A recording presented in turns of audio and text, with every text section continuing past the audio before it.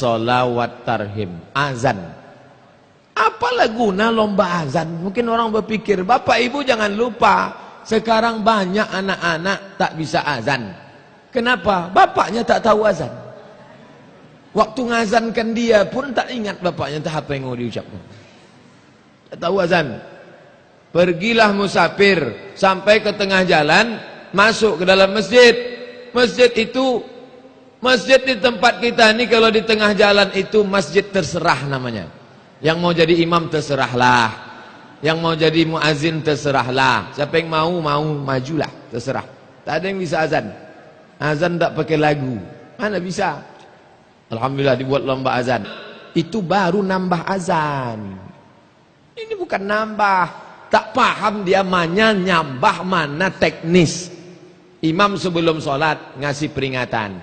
Luruskan shaf, sawus sufuf, fa inna taswiyatas sufuf min tamamis sholah. Itu bukan nambah sholat. Dia nyuruh luruskan shaf.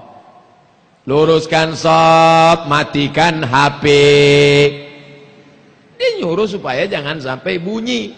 Saya sholat di masjid, Allahu Akbar, HP-nya bunyi. Kalau HP-nya bunyi sholatullah salamullah nggak apa-apa. Keong racun. Rusak sholat orang semuanya. Di Dumai selalu datang subuh. Kadang subuh Sabtu beliau datang nginap di Hotel Premier. Itu subuh Sabtu ikut pengajian, subuh Ahad ikut pengajian. Dia imam, pejabat. Tapi saya tak boleh sebut nama, menjaga kode etik jurnalistik. Dia kalau jadi imam, luruskan shaf, simpan batu cincin. Loh, kenapa Bapak buat begitu? Saya bilang, itu nambah-nambah. Banyak orang tak khusyuk sholatnya gara-gara batu nih Pak Ustaz. At-tahiyatul mubarakatuh salawatu. Cantik betul batu. Allah subhanahu wa ta'ala, ini bukan menambah ibadah, ini namanya attention, mulahazah, perhatian supaya menjaga ibadah.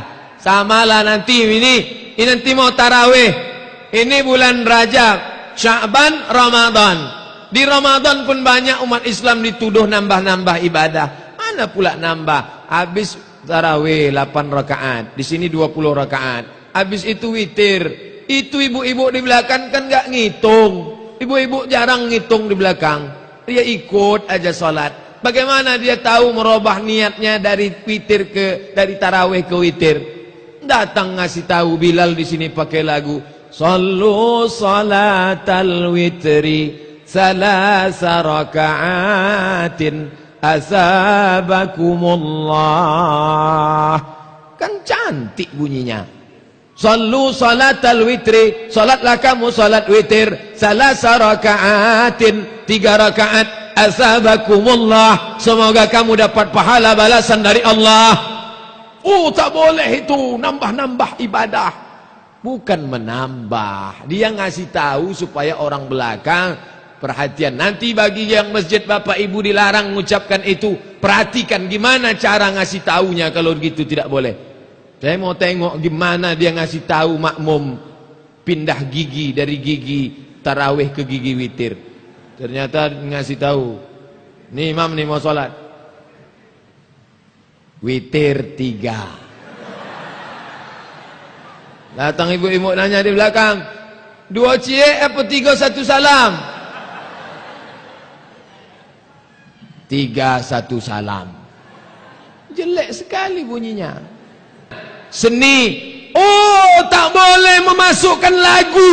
Mana boleh memasukkan lagu irama dalam Quran? Itu tadi Qori itu kan memasukkan lagu tuh. Bayati, Soba, Nahawan, Sika, Jaharka, Ras. Tak boleh memasukkan lagu. Kebetulan saya satu mobil sama Imam Masjid Islamic Center Pasir Pangarayan, Ustadz Indra Gunawan, juara 1 musabaqah tilawatil Quran internasional di Kuala Lumpur, juara dunia. Dikumpulkan semua kori-kori di dunia ini, dia juara 1, juara dunia. Kalau ada dunia akhirat juara juga dia itu. Suaranya luar biasa. Dialah jadi imam. Jadi waktu kami satu kendaraan, saya ceramah, dia ngaji. Kesempatan bertanya kepada orang alim. Ustaz, ada yang mau kutanya ke Ustaz nih. Apa namanya Ustaz? Apa betul imam-imam Masjidil Haram itu tak pakai lagu? Pakai katanya. Coba dengarkan. Hidupkan Syekh Abdul Rahman Sudais. Itulah disebutnya. Itu lagunya ini. Ini lagunya ini. Syekh Surib ini lagunya. Kenapa kata orang itu tak berlagu? Yang dengar tu tak tahu lagu. Oh, patutlah. Ada lagu. Karena kalau tak berlagu sama sekali, dia tak ada irama. Bismillahirrahmanirrahim.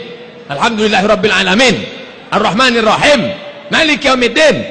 Itu yang tak pakai lagu. Kalau Bismillahirrahmanirrahim. Alhamdulillahirabbil alamin. Ar-Rahmanir-Rahim Maliki Yaumiddin. Itu ada lagunya. Yang tak boleh tu azan juga begitu, lomba azan. Saya tak mengikuti kemarin. Dimasukkannya lagu. Lagu apa pun boleh. Hayya 'alas salah. Boleh. Hayya 'alas salah. Boleh.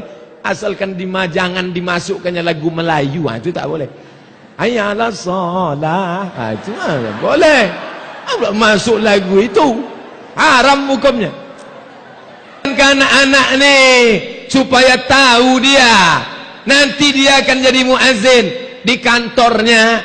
Dia nanti boleh jadi pegawai, dia bisa jadi kepala dinas, dia bisa jadi kepala kantor, dia bisa jadi kepala badan. Tak malu dia megang mikrofon tu. Kenapa? Aku juara 1 tahun 2015. Sekarang banyak malu. Malu jadi imam, malu jadi muazzin, malu. Udah pensiun barulah tak malu lagi. Apa guna? Mohon maaf kalau ada bapak-bapak pensiun. Apa maknanya? Inilah pendidikan Islam yang nyata. Itu inilah dia. Kalau di lokal dirikan salat, kamu baru azan, itu teori. Maka nanti bulan Maulid Nabi buat perlombaan. Apa namanya? Lomba menulis sejarah Nabi. Bapak Ibu yang dimuliakan Allah Subhanahu wa taala, 10 kali anak-anak ini disuruh solat, solat, solat, solat, solat. Sekali dibawa, yang sekali itu jauh lebih bermakna, lebih masuk ke kepalanya. Betul kata pepatah Arab, lisanul hal, perbuatan afsah min lisanil maqal, lebih masuk ke kepalanya daripada ucapan. Sekali. Saya kalau balik kampung masuk masjid masih ingat saya, ini tempat aku dulu solat Jumat duduknya di sini. Di sini dulu selalu solat zuhur sama kawan-kawan. Dulu selalu solat tarawih kami tadarusnya di sini. Luar biasa berkesan. Maka dekatkan anak ini dengan masjid. Dia sudah dijauhkan dengan Islam.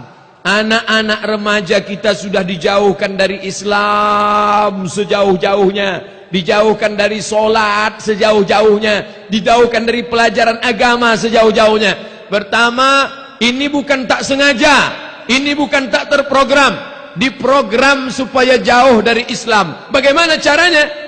Pertama, dijauhkan dari huruf Al-Quran.